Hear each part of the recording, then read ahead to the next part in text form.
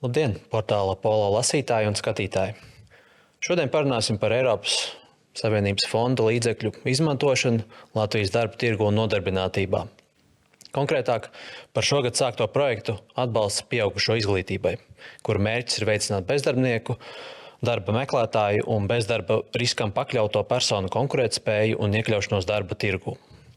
Un, lai noskaidrotu sīkāk par šo projektu un kā tas sasniedz Latvijas iedzīvotājs, šodien ciemos pie mums TVN grupas studijā ir Nodarbinātības valsts aģentūras nodarbinātības pasākumu departamenta direktors Pāvels Beļisovs. Labdien! Labdien! Sarunas sākumā vēlos pajautāt par senu stereotipu, kas ik pa laikam manāms Latvijas sabiedrībā. Proti mācīties pēc 40 un 50 gadu vecuma vairs nav vērts vai par vēlu. Jūsu pieredze, cik tas atbilst realitātei? Tik tiešām jāapstiprina, ka tas ir stereotips, ļoti dziļi iedzimis, jo dati liecina absolūti pretējo. Un ja mēs paskatāmies pēdējos 2 gadus, tad 55% no dalībniekiem mums bija tieši vecumā virs 40 gadiem. Šogad jau 70% no dalībniekiem ir tie, kam ir pāri 40 gadiem.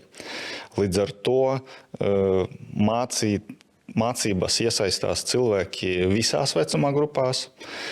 Protams, vienmēr katram ir savi šķēršļi, un mācīties ir grūti, jebkurā vecumā. Un skaidrs, ka jo vairāk gadi, jo tas ir grūtāk, un tāpēc varbūt arī cilvēki saskaras ar izaicinājumiem iesaistīties mācībās, sasniedzot noteikto vecumu. Bet dati liecina to, ka cilvēki tomēr ir aktīvi, bet to rāda arī darba tirgus, jo darba mūžs mums pagarinās, un mums ir jāspēj būt efektīviem un produktīviem visā dzīves un darba dzīves, jo īpaši garumā.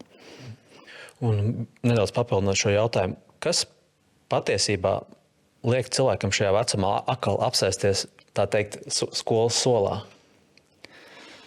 Situācijas ir ļoti dažādas. Mēs paši varam redzēt, jebkurš to es pieļauju piedzīvot, cik strauji attīstās tehnoloģijas, aizvien straujāk. Mēs par to nepārtraukti runājam, ka tehnoloģijas attīstās. Mēs 5 gadus atpakaļ runājam par to, ka tehnoloģijas attīstījās. Mēs 10 gadus atpakaļ runājam par to, ka tehnoloģijas attīstījās. Šogad tas ir vēl aktuālāk, un tā attīstība notiek aizvien straujāk. Līdz ar to arī tās situācijas ir aizvien vairāk neatliekamas. Un katrā cilvēka dzīve tā situācija ir sava. Viens var zaudēt darbu, jo viņš vairs nav pietiekami produktīvs savā darbā, viņš varbūt vairs arī nespēj vienkārši veikt tos pienākumus, kādus prasa viņa, tā jāsaka, iepriekšējā pozīcijā. Citam tā situācija ir savādāka, un viņš var, tad pirmajā gadījumā cilvēkam iespējams ir jāpārkvalificējās, tad viņam jāapgūst jaunas citas prasmes, lai kaut kā atrast sevi citā vietā. Citam ir jāmācās, lai saglabātu to pozīciju, kādā viņš ir šobrīd, jo darba devējs, visa tā tehnoloģiskā attīstība viņam nosaka jaunas prasmes, savādāko produktivitātes līmeni, zināšanas, kompetences, lai viņš spētu līdzšinējā pozīcijā būt produktīvam. Citam tā ir interese pašam attīstīties, nokļūt labākā darba tirgus pozīcijā, savādākā amatā, augstākā amatā, kļūt efektīvākam un vēl arī mainīt savus ienākumus, palielināt tās, jo prasmju apguve, zināšanu ieguve, tā ir tā atslēga, kas atver tās durvis. Labi, un tagad paskatīsimies no citas perspektīvas. Vai ir gadījumi, kad projekta dalībnieki pusceļā pamet mācības? Gadījumi ir ļoti dažādi. Protams, ne katram sanāk pabeigt to iesākto ieceri. Bet kas iepriecina, ka mūsu gadījumā īstenojamā projekta ietvaros no atvesļošanas fonda prasmju pilnveide pieaugušajiem, kuru šogad nomaina tad projekts no SF Plus fonda atbalsts pieaugušo izglītībai. Tikai 5% no dalībniekiem nepabeidza tās mācības, kuras viņi uzsāka. Tātad proti 95% sasniedz rezultātus. Bet arī, ja mēs paskatāmies tos 5%, tad arī tie iemesli, kāpēc cilvēki nesasniedz rezultātu, ir visai objektīvi. Citam kaut kas mainījies ģimenē. Viņš vairs nespēja salagot mācības ar nepieciešamību pieskatīt bērnu, citi ģimeniskie apstākļi. Cits, piemēram, ja mēs runājam par cilvēkiem, kuri ir šobrīd bez darba un kuri mācās, viņi visbiežāk pārtrauc mācības tāpēc, kā atrod darbu. Ātrāk, nepabeidzot tās apmācības. Šiem cilvēkiem mēs piedāvājam arī iespēju pabeigt šīs apmācības, bet atkal tas viss ir atkarīgs no tā, vai viņš spēj to salagot ar darbu periodā, kad viņš jau ir uzsācis darbu. Protams, veselības dēļ arī atsevišķos gadījumos cilvēki pabeidz mācības. Bet visi šie gadījumi, tā ir lielākā daļa no gadījumiem, viņi visi ir objektīvi. Tas var notikt vienmēr un kopumā tie dati iepriecina, ka absolūti lielākā daļa no tiem, kuri uzņemās šo vajadzību mācīties, arī sasniedz rezultātu. Un kā Nodarbinātības valsts aģentūras informācija par šo un citiem projektiem sasniedz tos potenciālos klientus, kuri ar internetu ir uz jūsu, teiksim? Jā, šeit mums ir milzīga priekšrocība tāda, ka Nodarbinātības valsts aģentūrai filiālēm ir ļoti labs pārklājums. Mēs esam atrodami visos ekonomiski aktīvajos centros. Mums kopā ir 32 klientu apkalpošanas centri, kur cilvēks var mūs atrast. Sadarbībā ar cilvēkiem, kuri ir bezdarbnieka statusā, protams, tur ir ciešāka sadarbība, un tur mēs veiksmīgāk varam uzrunāt tos cilvēkus, jo viņi uz konsultācijām pie mums ierodas vismaz reizi mēnesī. Mēs sadarbībā ar viņiem izvērtējam viņu situāciju, cilvēka vajadzību, kādi ir efektīvākie būtu risinājumi, lai viņam ātrāk palīdzētu pacelt to konkurētspēju, ātrāk atgrieztos darba tirgū. Un šos cilvēkus mums uzrunāt un sasniegt ir daudz vieglāk, jo mums ar viņiem ir tieši kontakts. Ar nodarbinātajiem ir sarežģītāk, jo mēs viņus lielākoties uzrunājām caur aktuālajām mediju platformām, bet arī klātienes iespējas satikties mums arī ir, ja mēs organizējam dažādus seminārus, visiem zināmi vakanču gada tirgi, kur arī Nodarbinātības valsts aģentūra ir organizētais, un, protams, tur arī cilvēki var atrast ne tikai savu darba devēju, bet arī iepazīties ar citiem Nodarbinātības valsts aģentūras pakalpojumiem. Jā, jāpiemina, protams, arī karjeras konsultācijas. Tās ir pieejamas jebkuram interesantam. Un, protams, ja cilvēks pie mums vēršas pēc palīdzības, pēc konsultācijas karjeras jomā, tad, protams, mūsu speciālisti, karjeras konsultanti arī nepieciešamības gadījumā var viņam piedāvāt izglītības pakalpojumu, jāsaka, no mūsu plaša spektra, jo es pieļauju, ka mēs daudzas vajadzības spējam apmierināt. Tad tāds papildu jautājums par to, ko jūs tikko minējāt. Vai atšķiras programma vai apmācību sniedzēja klāsts reģionos? Un vai atšķiras cilvēku aktivitāte pieteikumu skaits? Ja mēs paskatāmies reģionu griezumā, tad mums kopumā ir atšķirīgs iedzīvotāju blīvums. Mums arī klientu skaits atšķiras pa reģioniem. Un ja mēs šādā griezumā skatāmies, cik liela daļa no šiem klientiem mācās, tad tur starp reģioniem atšķirības mēs nepamanīsim. Proti, jo vairāk iedzīvotāji, jo vairāk arī mūsu tiešie klienti, jo vairāk arī mācību dalībnieki. Runājot par mācību piedāvājumu, par mācību iespējām. Kopējais izglītības piedāvājums, viņš ir vienots visai valstī, viņš neatšķiras. Līdz ar to cilvēkam dažādos reģionos piedāvājums ir vienāds, un līdz ar to tādā veidā viņš nekādā veidā netiek diskriminēts. Šo mācību piedāvājumu apstiprina Ekonomikas ministrijas izveidota apvienotā pieaugušu izglītības koordinācijas komiteja.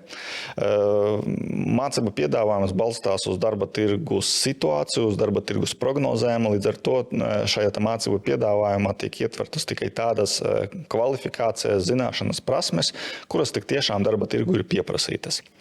Tas ir par mācību piedāvājumu. Mācību process Nodarbinātības valsts aģentūra ir organizēts tā, kā arī izglītības iestādēm, kuras sniedz pakalpojumus. Arī nekādā veidā ierobežojumi netiek noteikti, proti, viņi, ja ir interese, ja ir pamatojums veidot šo pakalpojumu reģionā, tad viņi to veido, un tā tas arī notiek. Proti, protams, nevar noklusēt to, vai nepieminēt, ka, kā es jau minēju, jo vairāk cilvēku, jo lielāks pieprasījums, jo lielāka interese izglītības iestādēm tieši tur darboties, un tāpēc arī ekonomiski aktīvākajos centros, jeb kopumā reģionos, kur ir lielāks iedzīvotāju skaits, lielāks cilvēku skaits, tur ir plašāks mācību piedāvājums. Bet piedāvājums ir visai plašs, viņš arī ir pieejams reģionos, līdz ar to, ka kaut kādā vietā kaut kas nav pieejams, tādu situāciju, es negribētu minēt, jo mēs arī ļoti rūpīgi pie tā strādājam, lai tiešām tas izglītības piedāvājuma pārklājums arī būtu tāds, ka viņš ir pieejams. Tā ir viena lieta. Otra lieta, Covid mūs iemācīja strādāt attālināti. Tas arī iegājis ir izglītības sistēmā, un līdz ar to ir ļoti plašs mācību piedāvājums ir arī attālināti. Līdz ar to, ja protams, mācību procesu to pieļauj, jo ja tā ir tāda garāka profesionālās izglītības programma, kuras ietvaros tiek iegūta profesija, tās sastāvā ir profesionālā prakse, kuru nav iespējams apgūt attālināti. Tad attiecīgi tur, protams, cilvēkam ir jābūt klātesošam. Bet arī, ja cilvēkam ir šis mācību process, mācību vieta ir tālāk no dzīves vietas, tad mēs arī atbalstam tās situācijas, nodrošinot cilvēkam transporta izdevumu sekšanu un nokļūšanai līdz mācību vietai. Vai arī, ja tas ir stipri tālu, tad arī īres kompensāciju mēs piedāvājam, dzīves vietas īres. Labi. Tagad man jautājums atkal no citas perspektīvas. Kas notiktu ar šo programmu? Ja Latvijai nebūtu Eiropas Savienības kohēzijas finansējuma? Vai valsts spētu nodrošināt šīs programmas pastāvēšanu? Grūti atbildēt uz jautājumu, kā būtu, ja būtu. Bet ja mēs mēģinām iztēloties to situāciju, tad no Nodarbinātības valsts aģentūras perspektīvas mēs, protams, pārskatītu mūsu prioritātes. Ja šobrīd mēs maksimāli izmantojam piedāvātas iespējas, maksimāli izmantojam Eiropas Savienības fondus, kas ļauj mums tik tiešām īstenot daudzas programmas lielā apjomā, un tik tiešām mācību iespējas arī šobrīd ir tik tiešām ļoti pieejamas jebkuram iedzīvotājam, kurš ir zaudējis darbu, kurš šobrīd ir nodarbināts, bet kā mēs katru dienu, man patīk teikt, zaudējām savu produktivitāti, un tāpēc mums ir jāmācās, lai turētos līdzi tām prasībām. Jā, proti visdrīzāk, protams, apjoms un tā pieejamība tiktu ietekmētas. Vai tas nebūtu pieejams vispār, grūti teikt, jo jāvērtē prioritātes no liela pakalpojumu groza, kas Nodarbinātības valsts aģentūra šobrīd ir. Un visdrīzāk, protams, pieejamība tiktu ietekmēta arī tādā ziņā, ka šobrīd mēs spējam piedāvāt šīs mācību iespējas plašākai mērķa grupai. Prioritāte mums, protams, ir cilvēki ar zemāku izglītības līmeni, tad visdrīzāk daudz striktāk būtu ierobežota mērķa grupa, jo šobrīd visai plašu mērķa grupu mēs spējam atbalstīt. Un kuras ir tās nozares, uz kurām visvairāk piesakās klienti? Drīzāk nozares es nevaruši pateikt, jo, kā es jau minēju, to mācību piedāvājumu veido centralizētā komisija, kas balstās uz pieprasījumu. Proti, ja mēs paskatāmies, kādas ir šobrīd vispieprasītākās nozares, tad attiecīgi darba sludinājumos, tad attiecīgi pietuvināts ir arī tas mācību piedāvājuma saraksts. No tendencēm pēdējos gados, ko mēs esam novērojuši, cilvēki aizvien retāk izvēlās mācīties ilgstoši, apgūstot kādu profesiju no nulles, ko piedāvā profesionāla izglītība. Līdz ar to arī cilvēki, kas ir bez darba šobrīd, viņi reti uzņēmās tādu izaicinājumu, kā mācīties 6 mēnešus, katru darba dienu. Un visbiežāk cilvēki izvēlās īsākas programmas, kas ir neformāla izglītība. Kā rezultātā netiek iegūta kvalifikācija. Viņi neiegūst profesionālas izglītības dokumentu, kas apliecina viņu kvalifikāciju. Proti, viņi neiegūst varbūt to mācību rezultātā profesiju. Bet, pabeidzot tās neformālās izglītības kursu vai jebkādā citā izpildījumā, tiešsaistes platformās mēs piedāvājam cilvēkiem mācīties. Viņi iegūst prasmes, viņi iegūst zināšanas, kaut kādas kompetences. Tas notiek ātrāk, līdz 2 mēnešiem, un šis visbiežākais scenārijs, ko cilvēki izvēlās savas kompetences attīstībā. Un kā vispār Nodarbinātības valsts aģentūra vērtē projektu veiksmi? Piemēram, cik % dalībnieku pēc apmācības tiešām atrod darbu? Šeit jāatzīmē, ka ne katram mācību veidam, kā mēs viņus saucam, ir noteikts rādītājs, ka jāiekārtojas darbā. No piemēriem cilvēkam, kuram ir nepietiekamas valsts valodas zināšanas, viņam kopumā pirmais valsts valodas zināšanu līmenis ir kā ieejas biļete kopumā jebkādā citā aģentūras pakalpojumā. Līdz ar to pēc šī pakalpojuma, kad viņš apgūst to pirmo valodas līmeni, varbūt viņš pēc tam startē arī nākamajā valsts valodas zināšanu līmeni, un tā ir tikai ieejas biļete tam, piemēram, ka viņš spēja pēc tam iesaistīties citās mācībās, apgūt profesiju, un iespējams viņam līdz tam arī nemaz tādas nebija. Tas ir viens no piemēriem, ka varbūt mācību pakalpojuma rezultāts nevienmēr ir uzreiz darbs. Bet citiem mācību veidiem mēs, protams, vērtējam šo rezultātu, šo kritēriju. Mēs skatāmies, vai cilvēks iekārtojās darbā 6 mēnešu periodā pēc tam, kad viņš pabeidz mācības. Un atšķirībā no no mācībām, no mācību veida, kuru cilvēks ir pabeidzis, šie rezultāti atšķiras. Vislabākie rezultāti ir cilvēkiem, kuri apgūst profesiju, tad mācās šīs te garās programmas, kuru rezultātā viņiem tiek piešķirta kvalifikācija. Vairāk kā 50%, ja es nemaldos, tad pēdējie dati bija ap 54–55% no mācībos pabeigušajiem iekārtojušies darbā 6 mēnešu laikā. Tāpat augsti nodarbinātības rādītāji ir cilvēkiem, kuri iesaistās transporta līdzekļu un traktortehnikas vadītāju apmācībā, proti iegūstot tiesības, aiziet uzreiz darba tirgū.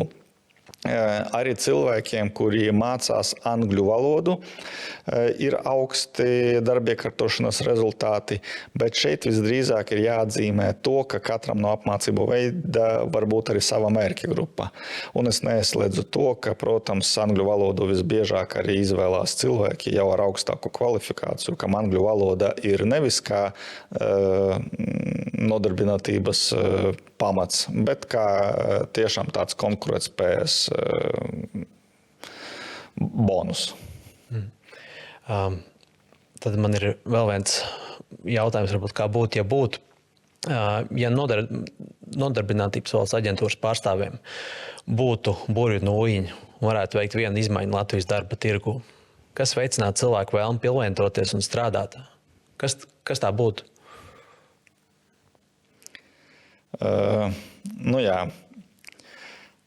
Par burvestību. Un te visdrīzāk jāatgriežas pie tā stereotipa, ka mācīties ir pa vēlu. Visdrīzāk tā burvestība varētu būt par domāšanas veida, par domāšanas izmaiņu, par to, ka ir jāpieņem tas, ka mācīties nekad nav par vēlu. Vēl ļoti būtiski runājot arī par to pašu stereotipu. Mācības nedrīkst pieņemt kā sodu par to, ka kaut kāda iepriekš nepaspēja, ka sodu par to, ka varbūt tā profesija vairs nav pieprasīta darba tirgu, vai varbūt tā ir mainījusies tik ļoti, ka es vairs neatbilstu tai profesijai. Mācības ir iespēja. Līdz ar to arī mainot to domāšanu un uztveri par mācībām, es pieļauju, ka arī mēs kopumā mainītu sabiedrībā viedokli par nepieciešamību mācīties. Jo, kā es jau minēju, cilvēki, kuri iepriekš ir ieguvuši augstu kvalifikāciju, kuri iepriekš ir ļoti rūpējušies par savām kompetencēm, viņi vienmēr arī atrod un sameklē iespējas mācīties. Mūsu prioritāte ir iesaistīt izglītībā tos cilvēkus, kuriem iepriekš nav izdevies iegūt pietiekamu izglītības līmeni, un kuri varbūt atturas no nepārtrauktas sevis pilnveides. Labi, tad vēl sarunas noslēgumā varbūt 3 labas lietas. Man atkal tāds, kā būtu, ja būtu jautājums sarunas noslēgumā. Tātad, ja šī programma pēkšņi beigtos rīt, kurš cilvēks jūs pirmos pazaudētu? Kam tieši šīs iespēja trūktu visvairāk? Kā jau tikko minēju, tad cilvēki, kuri vienmēr ir rūpējušies par savu prasmju atbilstību prasībām, es pieļauju, ka viņi arī turpmāk atrastu iespēju apgūt jaunas zināšanas un pilnveidotos. Es pieļauju, ka tas visvairāk ietekmētu cilvēkus ar zemu izglītības līmeni, pie kuru iesaistes izglītībā mēs šobrīd arī aktīvāk strādājam. Jo neuzrunājot, nepiesaistot šos cilvēkus, tad visdrīzāk viņi ir tie, kurus visvairāk ietekmētu tas, kas notiek darba tirgū. Paldies jums par sarunu. Paldies.